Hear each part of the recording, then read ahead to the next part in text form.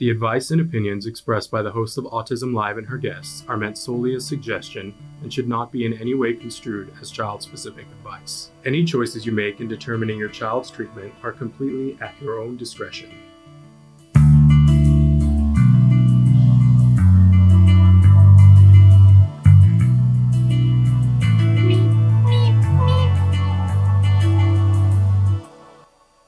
Good morning and welcome to Autism Live. I'm Shannon Penrod. It is the Monday before Thanksgiving, so happy Thanksgiving to everybody that's out there. We got big stuff happening today and all of this week. I want to remind everybody that tomorrow and Wednesday, it's the Festival of Toys. And we're going to keep talking about the toys in December, but this is the big where we show a lot of the toys from the toy guide that are our favorites. Not all of them, but most of them we get to show you. And, you know, I just love it. I love playing with toys. I love giving toys. I love seeing what can happen when anybody gets a good toy that makes their heart sing and makes their imagination fly. So I absolutely love that. We hope that you'll tune in tomorrow and Wednesday. They're different shows. Tomorrow is baby, toddler, and preschool. And then on Wednesday, it will be all the other age groups. So pretty, including caregivers. We show one gift that for caregivers. But, you know, you can visit the toy guide now and look at everything. You can actually be ordering stuff directly. There are buttons there. And for our favorite toys, you can click on the watch video and you can see me demo the toy. Or you can tune in tomorrow and Wednesday. Or all of the above, right? So check that out. Go to autismnetwork.com. Thank you, Chris. Autismnetwork.com is where you'll find the toy guide. You can also look at last year's toy guide, and I believe you can look at the toy guide the year before and maybe even the one before that. But definitely check out this year because we spent some time on it, and I'm very proud of it. But anyway, today what we're going to be talking about during today's live show, and we are live right now on Facebook, YouTube, and Twitter. So please feel free to write in. We love to know where you're watching from and what you got going on. And we're doing a parent-to-parent today because I don't know about you guys, but I was thinking about a lot of stuff comes up on my memory feed on Facebook right now. And it was showing me stuff from many Thanksgivings years ago when I was in a different place that with my son than where we are right now. And I just love the holidays and I love Thanksgiving and I love, it's like, oh, we get a break. But what I remember when my son was having his biggest challenges was that I would have that, ooh, happiness, we're going to get a break. And then the reality was that we would get less services during that break. And it put a great deal of stress on me and it was hard for him because the starting and the stopping, we all know about consistency. So I put together 10, but it's really more like 13 things to do during holiday breaks when your kids have less services. So that's what we're going to be talking about. We're live right now, as I said, on Facebook, YouTube, and Twitter. Our fabulous Chris Desmond is already showing you some of the different ways that you can connect with us. We love it when you write in during the live show. We know that the vast majority of you, though, are going to be listening in podcasts later on. That tends to be how this audience likes to connect with us. We love that. Don't feel like you got to do anything different, but feel free to download the podcast. We love it when you subscribe. That's a wonderful thing. And when you listen in podcasts, you will hear advertisements. I hope you'll embrace those and go, woohoo, these people made it free for me. If that's not the feeling that you have and you're like, I really want to get this ad free, you can. It does cost a little bit because there is a cost every time you download. So for $5 a month, you can download everything that we do here at the Autism Network for just $5 a month and you get it ad free. You can do that by going to glow.fm/autism-live. That's how you do that. It's $5 a month. You get everything that we do. Autism Journey with Elijah. Good morning. Happy Turkey Week to you too. I love this week. I really do. But I do remember when there were times when it kicked my keister. It really did because I would go, oh, I can't wait to have a break. And my son needs a break. And then I would discover that no, that wasn't really what he would need because all of a sudden when the services went away, he was a little bit like, I don't know what to do. I don't know how to do it. And he needed entertainment and he needed interaction, and at a level that made me tired. Right? So I'm just being real here. So I feel for all of you who are feeling that pinch of, oh no, what if I have something go on and, everybody's on break, right? So I've given you 10, but really 13 things to do during holiday breaks, and really much more than 13 things, because we're going to go through this. So that's what we're going to be talking about today. And they say we're on fall break. Eli is calm and I'm the crazy one, LOL. I'm just going to guess that you are busy saving the world while cooking dinner for 35 people and trying to do it all, right? Well, part of this may be helpful for you too. Because sometimes we think we have to do way more than we really have to do. I'm guilty as charged of doing exactly that. But let's launch in. I want to go through them quickly to give you an overview, and then I'm going to go back and delve in, because here's one of the other things is that sometimes people will say, well, that's for little kids, or, oh, that's for older kids, or, oh, that's for kids who have more ability to do things than my kiddo can do. I really believe that almost all of these we could do a wide variety of things that it would fall under. And when I do the long explanation, I'm going to go through that. Okay, but hopefully this will spark some of you, your imagination of things that you can be doing. So let's go ahead and launch in, Chris. So first rule, and did I say this might apply to you, is keep it simple. And I have the dad kissing the baby because it's the kiss, keep it simple, silly, right? Is that sometimes we make it too complicated. I am doing that right now, making it way too complicated. I said that I was going to make Thanksgiving dinner. It was just going to be the easy stuff, just the basics. But then it's my husband's birthday the day before, so I've decided to make 2 different kinds of lasagna the day before Thanksgiving. Take my own advice. Keep it simple, right? Right? Because we tend to do this. Enough is enough is enough. And there is a saying, sufficient unto the day, and that we don't have to do everything in every day, nor do we have to eat all the Thanksgiving things in one day. The truth of the matter is that you can eat Thanksgiving, but if you forget and you didn't get the pecan pie, you can get a pecan pie on Saturday. No one is going to arrest you for that. Right? So keep it simple. Keep it simple. I'm saying this to myself as well. Okay, but then let's go right ahead. So number one thing to do when you got free time, go to the park, right? Lots of things to do at the park. Let's look at number 2. Do an art project. And we've got lots of ideas for art projects for you. Number 3, do a science experiment. So much fun. Number 4, make pretend. And there's so many different ways to do that. Number 5, visit first responders, but please call first. We'll talk more about that in a second. Number 6, volunteer. This is good for our kiddos of all ages. Number 7, shop. Ooh, I'm going to fill you in on this, but it's good for our kiddos. Number 8, play a game. Oh, I've got so many games in the toy guide. Number 9, get physical. It's that Olivia Newton-John song. We should all be doing that. Number 10, cook something. Number 11, go to the public library. Number 12, read together. So there's your 12, and the 13 was keeping it simple. So I love that. And Autism Journey with Elijah says, our family starts off with 10 people, and somehow it ends up 25. I knew it. Did I say? How many people did I say you were going to be cooking for? Yes, we're doing a live on Thanksgiving, actually this. I love it. Craft, no bake cookie, read a book, and chat. That's our live. Can't wait. Oh, I love that. I absolutely love that. I know I had considered, this is my keep it simple, because I considered going live as I was stuffing the turkey, because I talked about how I cook the turkey. And I was like, I could really have Jem help me and we could do a live from the kitchen. And then I went, Shannon, keep it simple. Like nobody needs to see how you cook a turkey on Thanksgiving. But I love that you're going to do it. See, I don't have to do it because you're going to do it. You're going to be doing the craft, no bake cookie, read a book, and chat. That's our live. That's amazing. That's absolutely wonderful. So spectacular. I'll have to tune into that. So let's go back through and talk about some of these things and really delve in. So I really believe in the sufficient onto the day.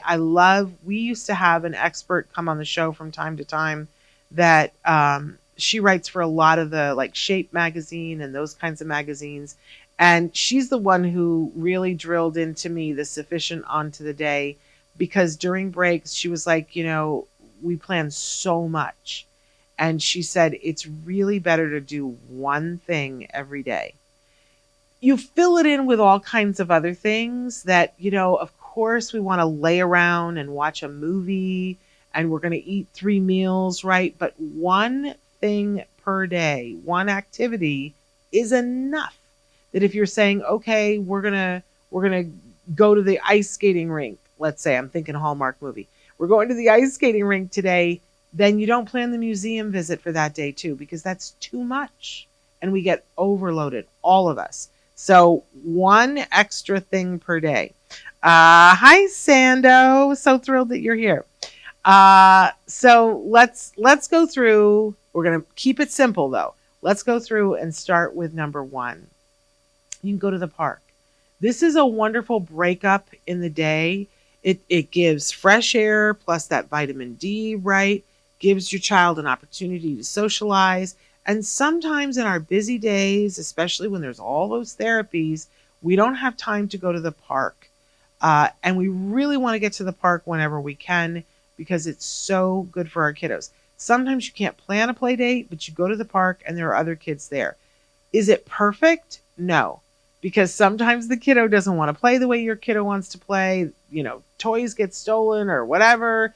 But the actual act of going to the park and just walking around the park would be enough. I love that this picture shows the mom having a moment sitting with the daughter on the bench. That's wonderful. Swinging is great. It's this vestibular activity that helps calm children, right? Going up the ladder to go down the slide, good for our kiddos. They're using their big muscles.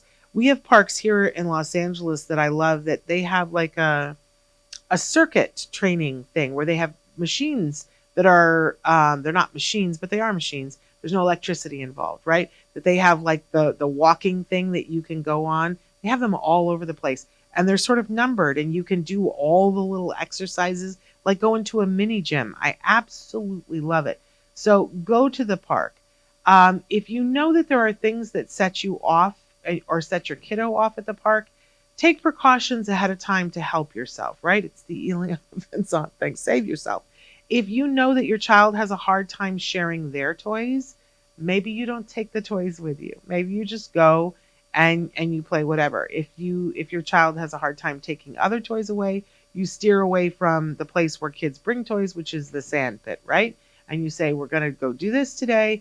But even just the walking to the park, if you walk to the park and then you come back, maybe that's enough. Maybe you go to the park and you have an agenda with little kids. You say, okay, we want to see if we can catch 5 leaves that we can bring home for our collection. And then you make it harder the next day and say, we want 1 red leaf, we want 2 yellow ones, we want 1 green leaf. You know what I mean? There's so many things that you can do at the park. Take chalk.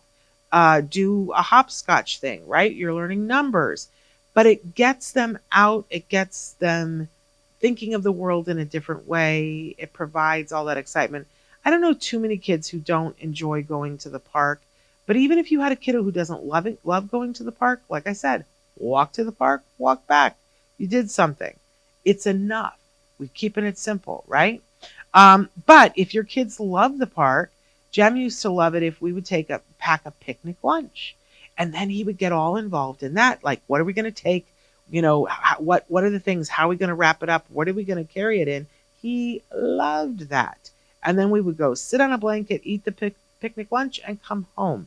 I don't know why he loved that, but he absolutely loved that. So go to the park. There are parks everywhere. I hope there's one within walking distance, but if there isn't, you drive, right? But the park is fun and it breaks up the day. Autism Journey with Elijah says, yes, for us being so hot here all year long, the cool weather is very welcoming. We love the park. a lot in the cool temps. Absolutely. And Autism Journey with Elijah says, I've learned a big lesson. If your child is an eloper, bring 2 people. It's easier and safer. I did that once, and that was the end of that one. Yeah. If you have a child who is an eloper, you have absolutely, I'm glad you brought that up. You have to take every single precaution that you can. Having 2 people is really helpful. When my son was little, I am one of the people who had one of the backpacks with a leash because that was the only way that we could do it safe. Did we get lots of comments and people were like, oh, you got your child on a leash like a dog? And of course, I was warming up my middle fingers for those people because you have to do what it takes to keep your child safe. And that's it. Right? So being mindful of that, thank you for bringing that up, because sometimes there were times when I didn't go to the park because I was afraid of elopement, and we worked on it though, but we had to work on it in a safe way. And he had like a Chewbacca backpack that just had a leash on it. You know, people get over it. It wasn't like he was on a leash forever. It was literally a way to keep him safe until he understood that he could not run in front of cars. Weren't trying to stigmatize him at all, but I know people were like blah, blah, blah, blah, about it. You know, you got to do what you got to do to keep your child safe. For me, it's the same. There are people who say, oh, why do you have a life preserver on your child? They're never going to learn how to swim. And it's like, just step back. We're trying to stay safe and not drown. Give us a minute, right? We'll get there. People are so judgy. All right. But going to the park, a really fabulous thing. Now, if you want to do an advanced version of this, you can certainly ask another parent to meet you there and have a play date at the park, right? Even for our older kids, walking to the park is a really good activity to do. You can play a game while you're there about playing I Spy, whatever, but there's really no age range that can't benefit from going to the park, right? And then it just becomes a sliding scale of what age are we, what kinds of things are we working on. There was one park that we would go to that all the kids there loved to play. The floor, there was a big play structure, and even the teenagers loved to go and play the game The Floor is Lava. That you the sand around the big structure was the lava, and they had to do all of these things, and really, really, really fun game. Okay, Lucy says, Dear Shannon, for this Thanksgiving, I wanted to take a moment to express my heartfelt gratitude for the immense support and mentorship you've given me through all your videos, your book. You're going to make me cry. Stop now. And the Autism Live show and the shows with Dr. Granpeesheh. Your guidance and parent-to-parent information has made such a significant difference in my child's life. Your support has increased our quality of life as a family, and I'm truly thankful for the time and effort you've invested. This is just like the letter of a lifetime.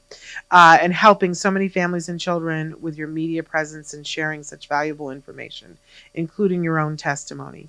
Your reach extends beyond to so many of us who have felt lost, hopeless, and without answers on how to help our children. You've been my unwavering light in this fight, and for many of us, including me, you are our North Star. Oh my goodness. You've taught me so much, not just about autism, but about various therapies and strategies to help my child learn valuable life skills.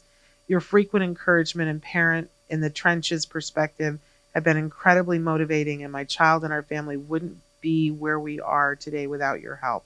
Thank you for such an inspiring mentor and for always being there to offer advice, share your knowledge, and cheer us on. I deeply appreciate everything you've done for us, and I'll carry your lessons with me always from the bottom of my heart. Thank you. I wish you and your family a wonderful Thanksgiving. I am so verklempt. Thank you so much. That is so sweet.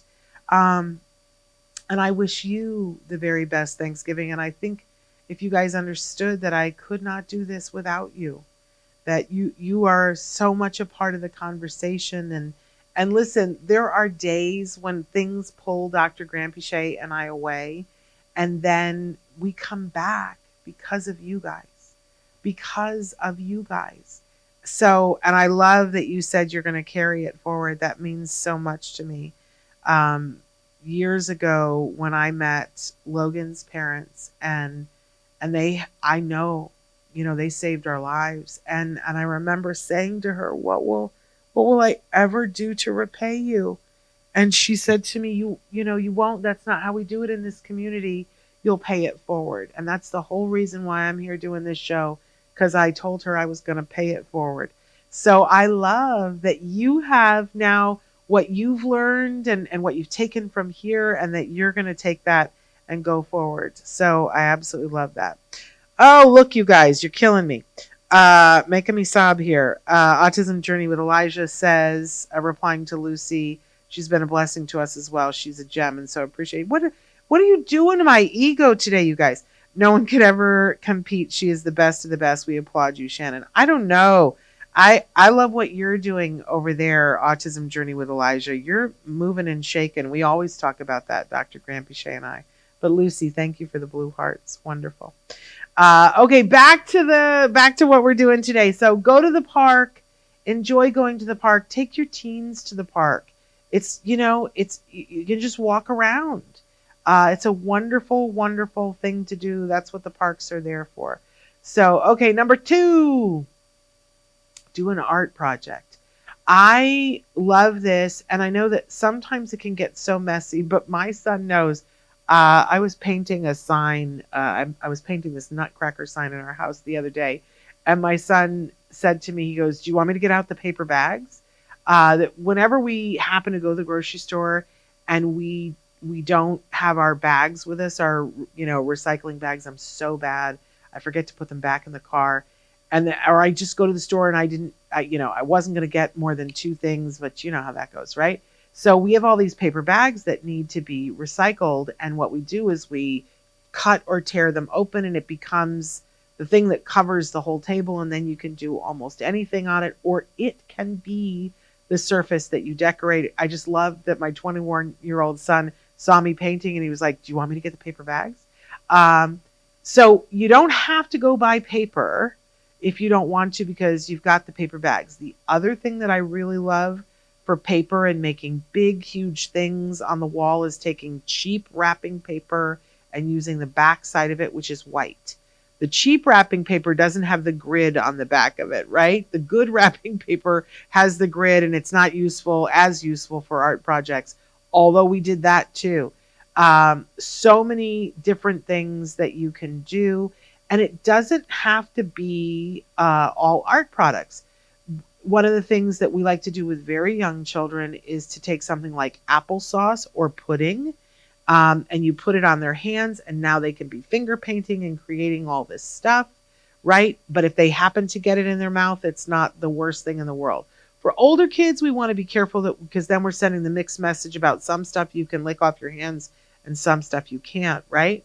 But it's about to be Black Friday, y'all, and art stuff is on sale for Black Friday, whether it's the Sharpie pens or, crayons or paints or whatever, it's all on sale. I always like to, during Black Friday, go someplace on Amazon. They were sending me notices yesterday that they had these art kits that were, I want to say 60% off. They were $7 and had everything in it. Had watercolors, had paints, had pencils, everything, pastels that you could possibly need in this one art kit for $7 that will last a year, right? I love to give those as gifts to kids that I know, because then you've always got art supplies. Autism Journey with Elijah says that Hobby Lobby, Michaels, and Amazon have amazing sales going on during this Black Friday. So I always encourage you, get some art stuff, but you'd be surprised. You have stuff around the house too. I like to keep, at one point when Jem was little, I just had one of those plastic tote bins, and anytime I found art supplies on sale, I would just put them in there, and then we would do all kinds of things. Because, you can buy the cheap crayons, and you can melt them down and make all the things you can make, right?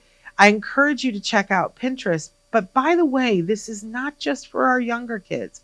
I really encourage this with our kids that are a little bit older, because an art project is something that helps them to decompress. And there are so many different things. Think about what your child enjoys sensory-wise. That, whether it's air dry clay Or, I mean, I like making my mugs. I like going to the pottery studio for that. And I know some of our kiddos that are teenagers that love this, right? But so many different ways that you could take an art project, right? I especially want to recommend to everyone. I love the book. I believe it's Betty Edwards that did Drawing on the Right Side of the Brain. And I am so grateful that there was one summer with Jem. I want to say he was probably 9, 10, or 11, that he and I went through that book again together. I didn't have him read the whole thing, but we did all of the art exercises in that book. And what it helps you to understand is that the different sides of your brain perceive things in a different way, and it helps you to figure out how to use the different sides of your brain. One of the things that it does, it gives you a line drawing and it says, copy this upside down. And you realize when you have to do it upside down, you do a much more accurate copying of it because it shuts off the side of your brain that is interpreting it, and allows you to just be an artist. Ooh, good stuff. Good stuff. Also helps, I think, to reduce anxiety. It's called Drawing on the Right Side of the Brain. Very old book. There's some great drawing exercises in it that you can do with kiddos. You don't have to explain the whole brain science of it to them, but it's very good for them. Janet says, yes, I asked them to collect items on our nature walk for artwork. I love that. I absolutely love that because then you can incorporate it in whatever. Years ago when I was single and I was teaching at a college in upstate New York, I loved to go every day for a nature walk, and the leaves, oh my goodness. And the last year that I was there teaching, I knew that it was the last year that I was going to be there teaching, and I was going to be moving out to Los Angeles, and I was not going to have the fall leaves anymore. And you know what I did? And it was brilliant. I collected a whole bunch of leaves in different colors, and I took them to the local, Xerox place, and I laid them on the Xerox thing and I printed them. For years I used it as wrapping paper because it was so beautiful. And I made so many of them and kept them. When Jem was little, we would cut them out and we put them all over the place. Such a good time. So yes, collecting the artwork.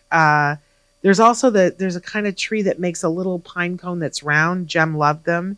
We would go around and collect those. It's a good time. You're outdoors and then use them for art projects.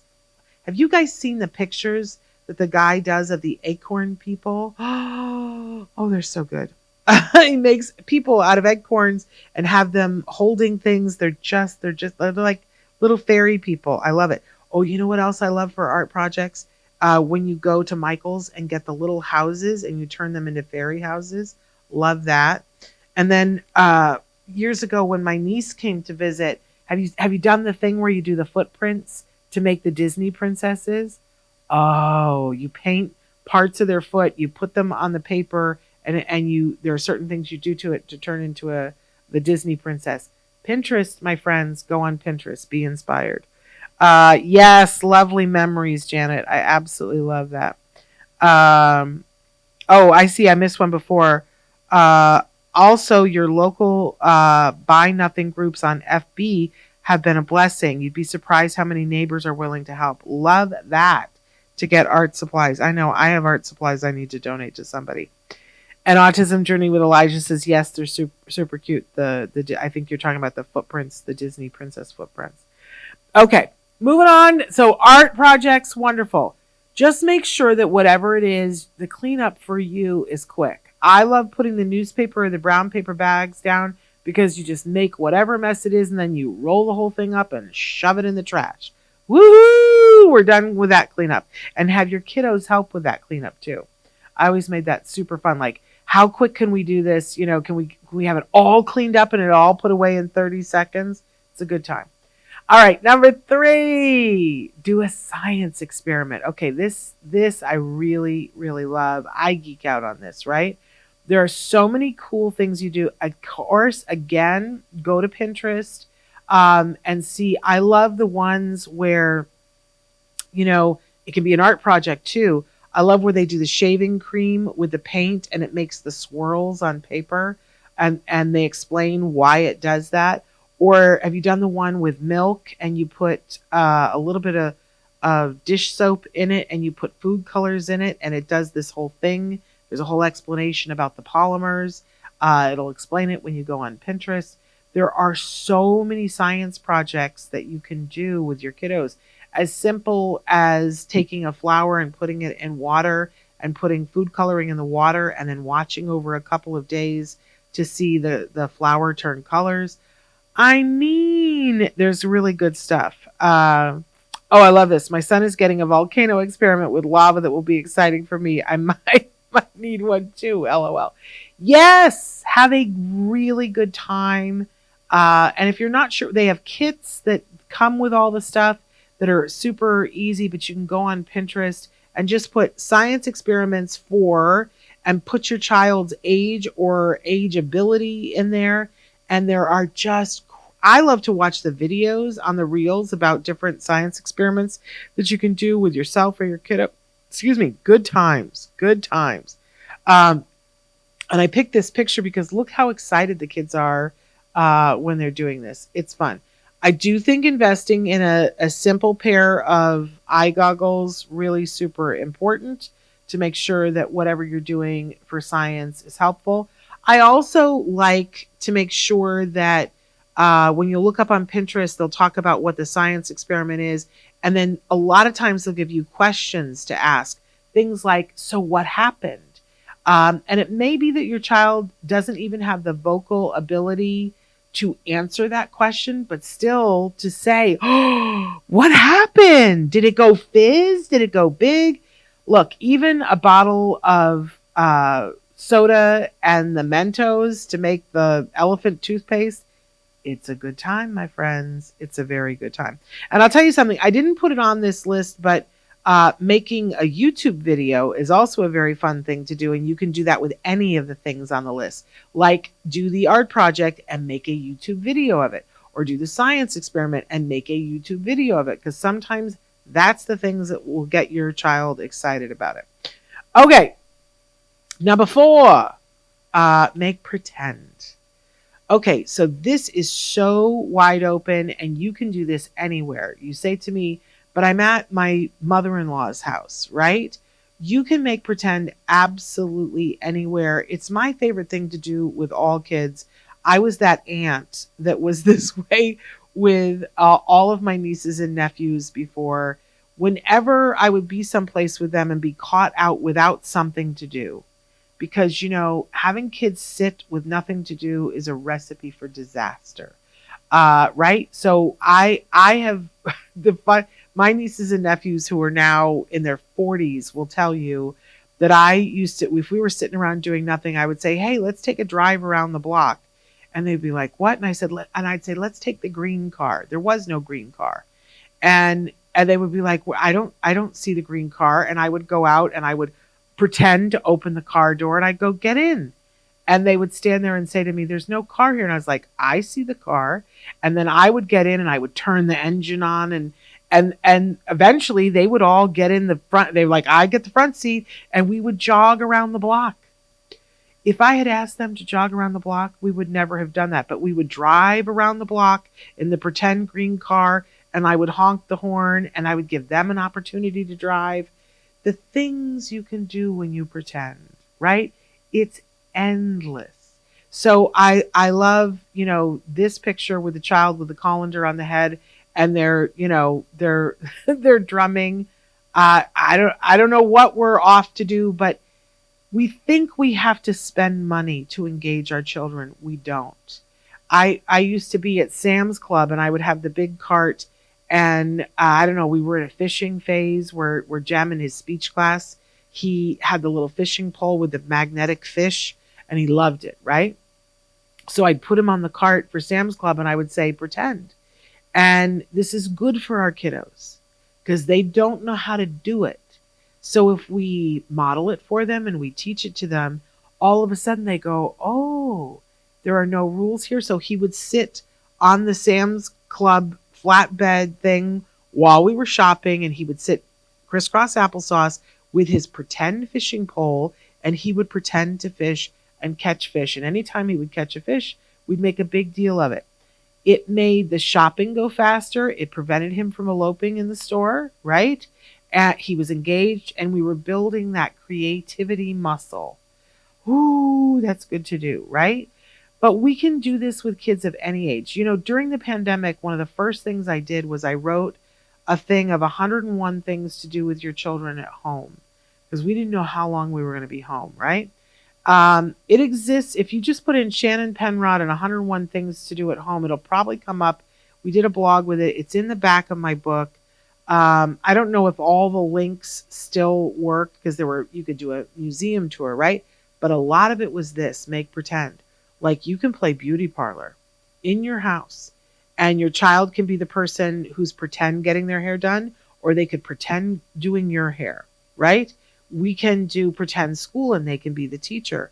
We could do pretend we're going to Disneyland. You want your child says, I want to be on a roller coaster. There are videos that you can put on YouTube. Put your child in the laundry basket, and you set them on the coffee table, and you make it go like this, and we're pretending we're on the roller coaster. Pretend, pretend, pretend. But guess what else? You can do this with teenagers and adults too. There are times when my son, that we've said, oh, let's pretend we're British. And so we go to a store and we say, we start talking in British accents and say, love, is this the one you wanted? I don't know. Should we do that? And try to see if we can convince somebody that we're British. It's hilarious. You can pretend all the time, and it's a good time. I love that Autism Journey with Elijah says, pretend is a huge thing for us. My son explores everything, and his imagination has increased to me asking questions. I love it. Janet says, yes, sadly, kids are harder to get motivated to play games that don't involve their devices, but it's important. But I'll tell you something, if we do this even just a little bit, they crave it. They crave it. They're like, what are we doing now? Right? And sometimes it's hard for us because we're like, I'm constantly reinventing the world. But there are so many different ways that we can pretend and play. I am someone who does not tolerate being bored. I just have a very low threshold for being bored. So I think it makes me go more to this because I just can't stand being bored. But I also want to say that I think our kids can't stand being bored either. So if you teach them a little bit, then they'll teach you a little bit. And then, you got all kinds of things going on. Autism Journey with Elijah. I'm rolling British. That's a new one. I'm going to try that one. Oh, whenever we would travel, we would do that all the time and pretend. At one point, my son took a dialect class so that he could learn all these new dialects that I'm not good at. My husband is very good at dialects too, so sometimes he'll play along with us too. He's much better at dialects than I am. But so many different ways that you can pretend. How about just role playing with your child? And I love some of the games that are out, and we've got one that's in the toy guide that's called Snake Oil. But I love. There's another one. There's a video game called You Don't Know Jack, and I have to ask my son what the other one is, where you have to pretend that you are selling, and that's what Snake Oil is. The game, you have to pretend that you're selling this product that's made up product, and you have to pitch it to people. And I just think it's a brilliant way to pretend and play that helps our kids to be ready for employment. So just like playing pretend beauty parlor or pretend grocery store or whatever, you can do it in your house. You can do it out in the world. Pretend, pretend, pretend, right? It's a good time. Makes for a very fun day. All right, number 5. Oh, I love this one. I think that no matter what age your child is, that a yearly visit to your local first responders is a really wonderful thing to do. But you got to call first, because even if you call first, sometimes they'll say to you, yes, you can come by at 2:00 on Wednesday, but if we're having an emergency, we're going to tell you no at the door. So you have to be prepared for that, right? But we went to our fire department. We went to our police station. we've visited the hospital, right? There are all these wonderful things that you can do, and they love it. They absolutely love it. And especially if you tell them, my child is on the autism spectrum, and we want them to not be afraid of first responders. So we'd like to drop by sometime this week, and you bring a bundt cake or something. They will love it. And your child, bring your camera, because you'll get to take all the pictures. Your child will get to wear the fire hat and the thing and sit up in the cab of the fire truck unless there's a fire. In which case they'll say, we're so sorry, can you come back on another day? But listen, they love it, because a lot of times they're sitting and waiting for something, and to meet a member of the community and for you to know that your child is not afraid of a fireman.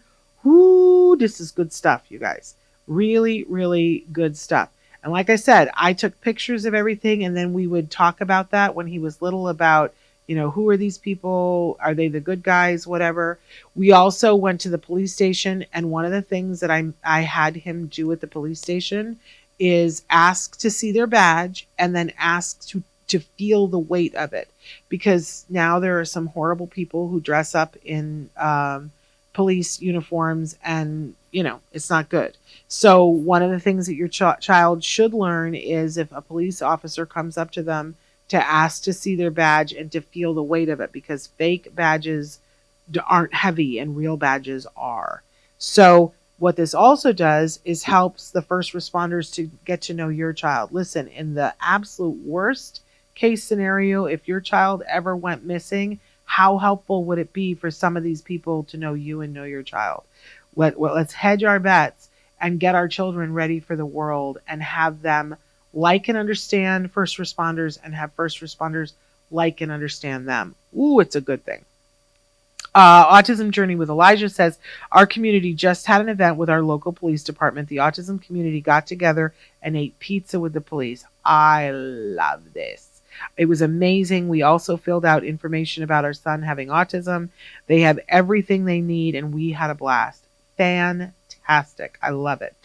Janet says, that's a great idea. I will put this on my list. It really is.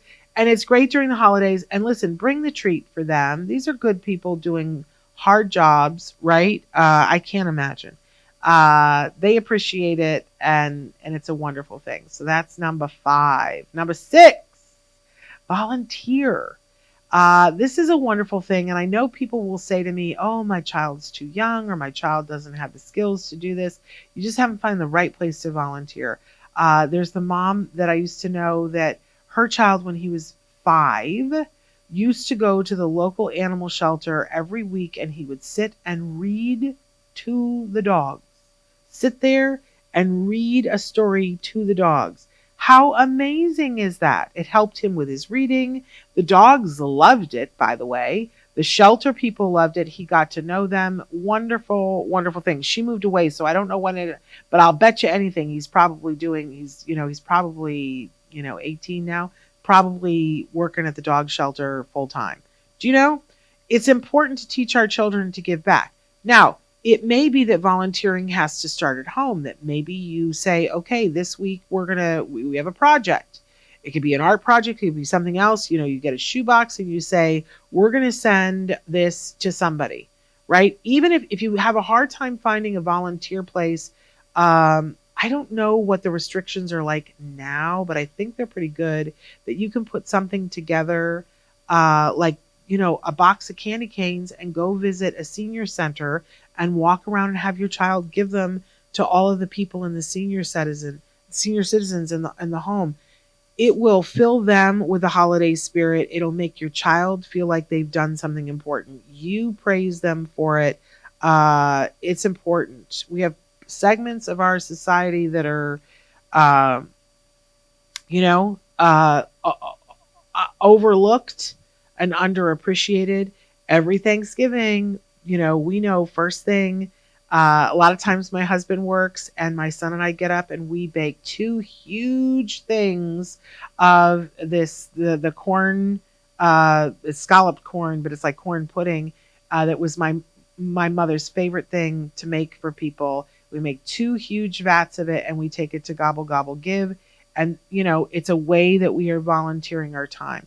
So make sure that you teach your child from a very young age volunteering, because it's a really important thing. Autism Journey with Elijah says, we volunteer at the shelters and food kitchens. You're amazing. We donate gifts and medical supplies. It's so nice. Eli loves it so much each year for Thanksgiving. We also go out and feed homeless families also on Christmas too. It's a fun time. I love that. I love that. Oh, the other thing I forgot is that Gobble Gobble Give, they ask that you bring, I gotta get this together too, bags that have toothbrushes and toothpaste and socks and things of that nature to give to the homeless. And my son, whenever we go to a hotel, he's like, I'm taking all the things so that we can give it to Gobble Gobble Give. I love that.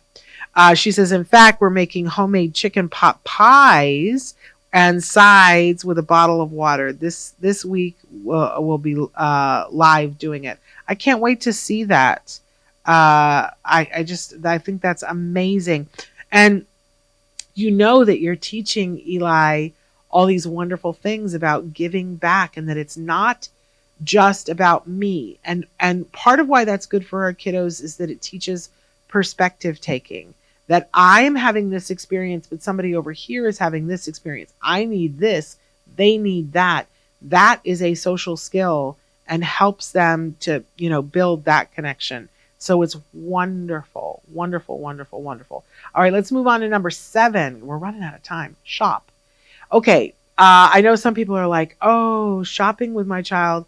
Let me stop and say that, don't have it be that you're shopping when you absolutely have to have the thing, right? I'm talking about setting a completely different day and time, and you take your child shopping. Now, I used to love it when we had toy stores, because I would take him, I would put him in the cart, and we would shop at the toy store. And I would put something in the cart, he would play with it, and if he played with it for a long time, that might be a toy that went on the list of things that we needed to have somewhere down the line, right? But typically our kids play with something and then they're done with it, right? And you go, right, okay, that toy goes back. But as my child got older, it became, well, that's not even entirely true. Even when he was younger, I would take him sometimes to the grocery store and we would do like a treasure hunt in the grocery store. Okay, here are the things that we have to find. We have to find 3 green vegetables, right? And we have to find, 1 type of macaroni, and you have to go through and be able to find these things. He was pretty young when we started to do that.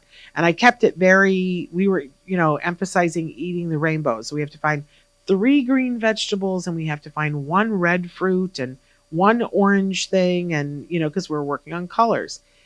That's one way to go shopping. But then later on, when our kids are older, it's comparison shopping. So you're like, okay, we need to get a pasta, and here's the kind of pasta that we need. And there's 2 different, so which one should we get? And they do a whole cost comparison of, well, this one is, and they learn how to read the little labels. I didn't even know how to do this. Card taught him how to do this, where it tells you what the cost is per ounce on that little thing that's on the shelf. I didn't even know that, but he learned how to comparison shop.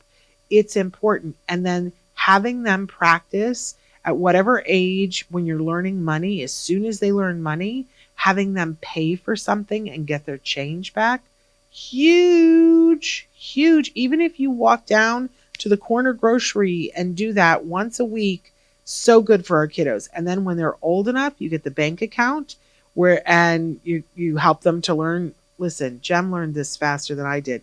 I still have checks that I have not deposited. And he's like, why don't you just take a picture of them and deposit it on your phone? And I'm like, I'm still remedial at that. But he's been doing that for years.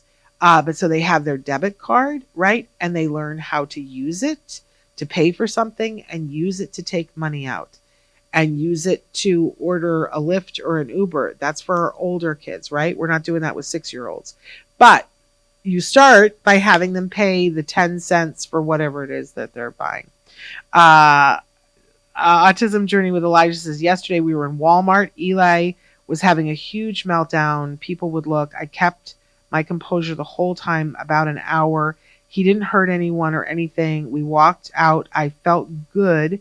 Didn't bring attention to them. Just focused on my son. He calmed down on the way out, and I'm thinking it was too crowded. My point, be cautious at what time you shop. It matters, at least for us. Oh my gosh. Great, great point. Where did I go the other day? I'm trying to think what store I was in with Jem, and I walked out and I said, let's make a deal. It was Trader Joe's. And I said, let's make a deal that we are not going to any grocery stores between now and Thanksgiving unless it's very early in the morning or right before they're closing at night, because I can't deal with it. Yesterday I was going to go to Costco and I went, what am I thinking? It's the Sunday before Thanksgiving. I'm going to try to go right before they close tonight. And that might mean that I don't get some things, but I can't handle it, you guys. It's too many people. It's way too much. So imagine what it's like for some of our kiddos. So really good point. Thank you so much. Pick your time to go. And Black Friday, I would, unless your kiddo already is very attuned to Black Friday, I would tell you don't take them. You can do all your Black Friday shopping online now too. You don't have to go in the store. I am one of those parents that used to take my child to Black Friday shopping. It's terrible. But Jem was different in that it took me a long time to realize this. Sensory wise, he was fine in the moment. You could be in the loudest place in the world and he was totally fine. It would be when you got to the quiet that he would freak completely out. And it took me forever to realize that the two were related. That he wasn't freaking out at the quiet. He was freaking out at the change and the having gone from this to quiet. So good point. I know. She says Black Friday. Oh goodness, Shannon. No way. LOL. Yes, no. I used to take him with me to do, I don't know what I was thinking. But anyway, I had no babysitter. So that's what I was thinking. Anyway, let's move on to number 8 because we're almost out of time. Play a game. And I know the point was made that it's hard to get our kiddos to play a game sometimes. But we recommended games that have a really short setup and a short game time, because I think a lot of times we think of games like Monopoly where you might be there for hours, right? That's too much for our kids, at least to start, right?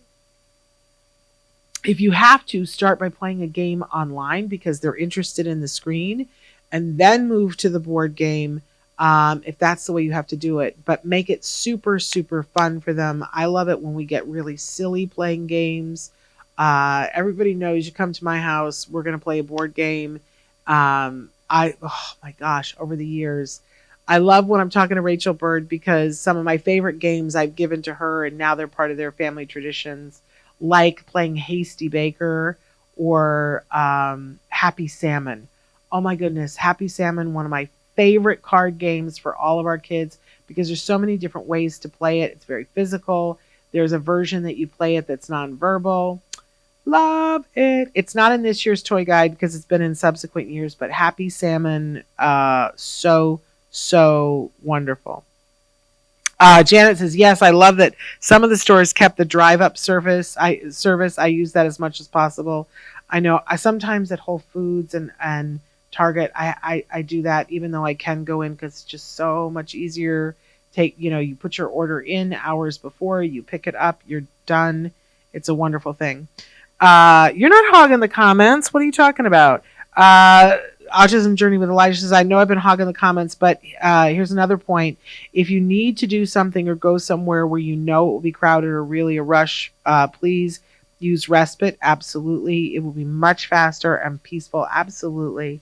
Where I live, I can still order and have stuff delivered. It's expensive. Like you end up paying a lot for it, but sometimes it's the thing to do, right? I wished I'd had that way back when. But going at the hours, absolutely. And using your using respite to be able to go shopping, absolutely. Because remember when I said don't be shopping when you absolutely have to get the thing, right?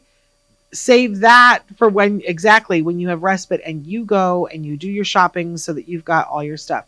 Jim and I started going to stores that were open 24 hours. We had one grocery store that was close to us that was open 24 hours. So one of us would go at midnight when we were in the thick of intervention because I could not take him to the grocery store at that point. It wasn't until we he was doing better and we had somebody to go with us to the grocery store, that we were able to do that. Janet, there were 2 games that I mentioned for older kids. The Hasty Baker, which is super fun. It's a card game where you're doing the ingredients to make things. Super fun. But the other one is called Happy Salmon, and I always want to do this. Happy Salmon is a card game, and you can play it with fairly young kids, and you can play it with older people. I get together with my nieces that I'm going to see in a couple of weeks, and we play Happy Salmon. When my one niece came to us from Colombia, she didn't have any English and like 4 words in Spanish. We had so much fun playing Happy Salmon. Because there is a non-verbal part of it it's matching. It's just a simple card game. It's not very expensive. Happy Salmon. It's so much fun. Get ready for the hilarity. Really good time. Okay, moving on to number 9. But there's so many good games. Get physical. This is so important. If we don't have a way to get our yayas out, they get pent up.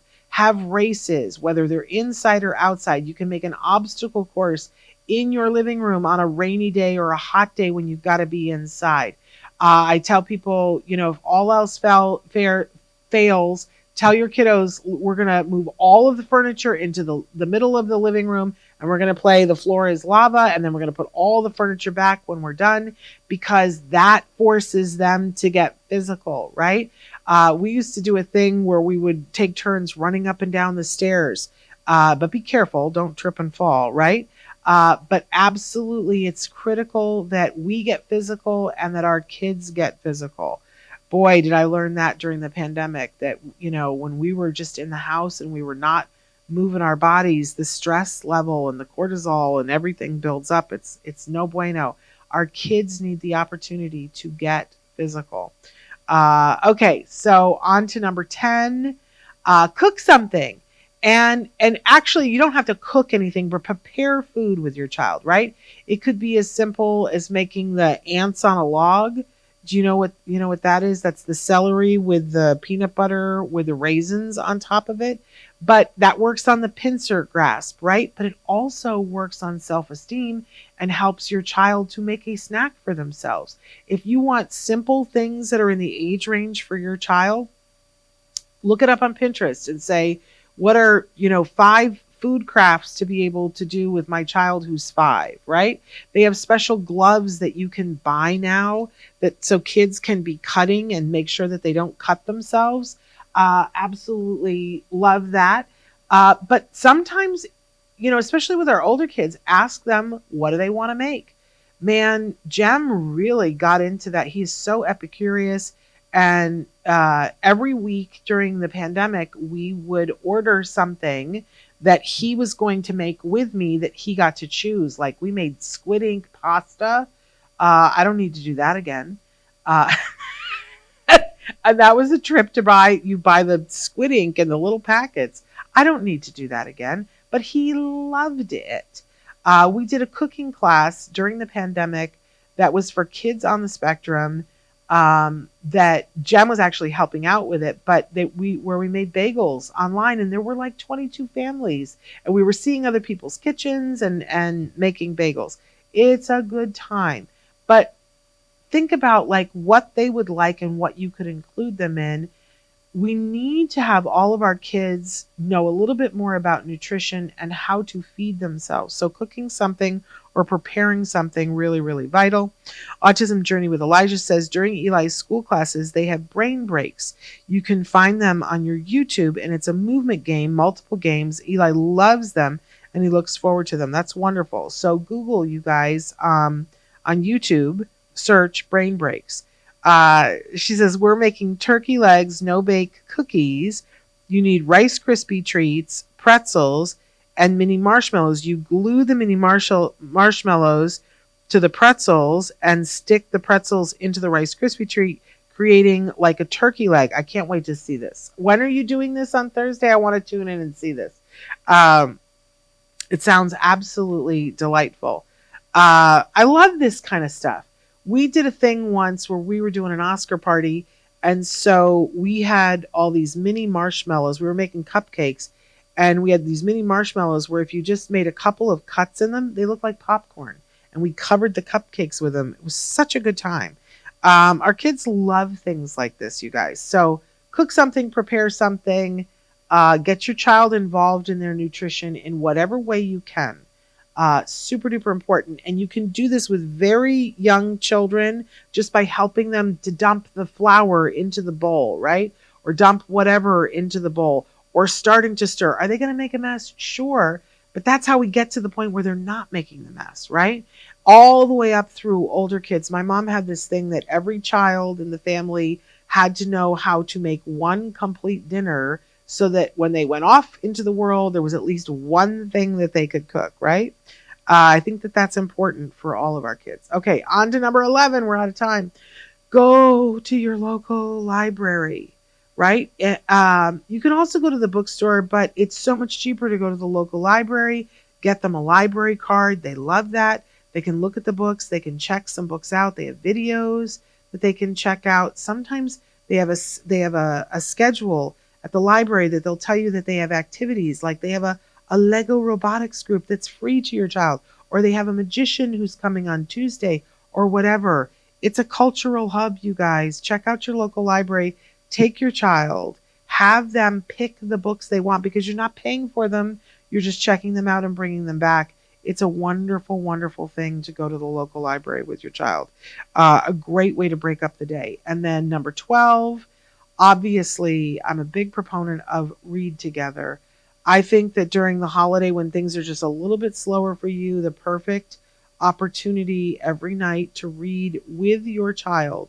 Even if your child is 18 years old, sit and read something together silently and then discuss it and say, oh, what did you think about this? What do you think is going to happen? Whatever. It's good for your kiddos. And when you have little kids, reading directly to them and reading along with them at whatever pace they're at, so vital. And encourage them when they have the ability to read out loud. I think it's the single best confidence builder for your children, for them to be able to read and read out loud to share with other people. Brilliant. Autism Journey with Elijah says, our library has the librarian read a book and then a craft. It's like 2 hours for a small fee. Well worth it. Love that. Also want to tell you to check out, if you haven't already, Home Depot and Lowe's on different Saturdays, they do a craft that your child can participate in. Sometimes you have to register. You show up, they put a little apron on your child. They get a pin when they completed the craft, or a patch. Each one is different. It's a good time. It's a craft project. Usually it's free. And don't forget the movie nights. They're so great too. Absolutely, you guys. So just some of the things, and remember what we said back at the beginning. Keep it simple. So are you going to sit and watch a movie with your kiddos? Yes. You're going to make popcorn? Yes. You're going to do all of those things. But these are just something extra every day. But don't try to do them all in one day. One thing per day. And if you need to, make a visual schedule for yourself. So on Tuesday, we're going to go to the library. And on Wednesday, I called ahead and we're going to go to the fire department. And maybe on Friday, we're going to the police station. And on Saturday, we're going to, bake cookies. Or, we're going to make the drumsticks or whatever we're going to do. What time are you doing the drumsticks? I want to see them, Laurie. Okay, and Janet said, oh, yes, thank you for all the ideas and reminders. Thank you for being here. Autism Journey with Elijah says, yes, we do that the first Saturday of every month, and you can take home what you make. Absolutely. For those, I don't know whether it's Home Depot because we don't do it anymore, but we used to do it. And it was like one of them was the first Saturday and one of them was like the second Saturday, but we would do Lowe's and Home Depot. Late morning, I can tag you if you want us to. Yes, absolutely. I hope I'm not at Gobble Gobble Give then. But let's see, because I want to see you make the turkey legs. You're so ambitious to do a live on Thursday. All right, you guys, this is all the time that we have for today, but hopefully it gave you some wonderful ideas about what to do during holiday breaks so that you're not at the mercy of time on your hands with your kids doing nothing. And it'll help you to connect with your kiddo and have fun and enjoy the holiday. I also want to say, take your art projects and decorate your house for the holidays. That's a great thing to do too.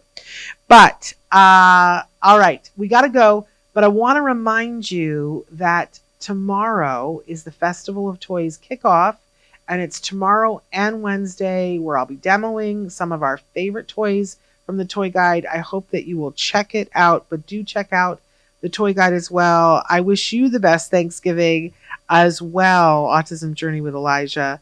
If we don't see each other, enjoy it. Well, hopefully I will get to see you on Thanksgiving at some point. I'll tell Jem to help me set a reminder since I can't figure out how to do that myself. Some things they just get past me. But yes, happy Thanksgiving. If I don't see you, happy Thanksgiving to all of you. I hope that we can all remember at least some of the things that we are grateful for. And I know I said this the other day, but I'm going to say it again. I'm so grateful for the fellowship that I have with those of you that watch and interact with me on the show. It is so meaningful to me. You have no idea. Thank you all for being here, and bless you and your wonderful, fabulous kiddos.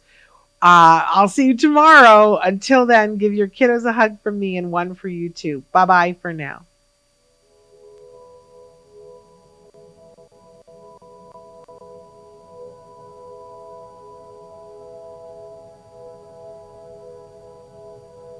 If you found anything helpful in this video, please give us a like. In fact, make sure that you smash that subscribe button on YouTube and give us a like on Facebook. You can also follow us on Twitter and on Instagram for important updates. And please download our free podcast wherever you get your podcasts. Thank you so much. See you next time.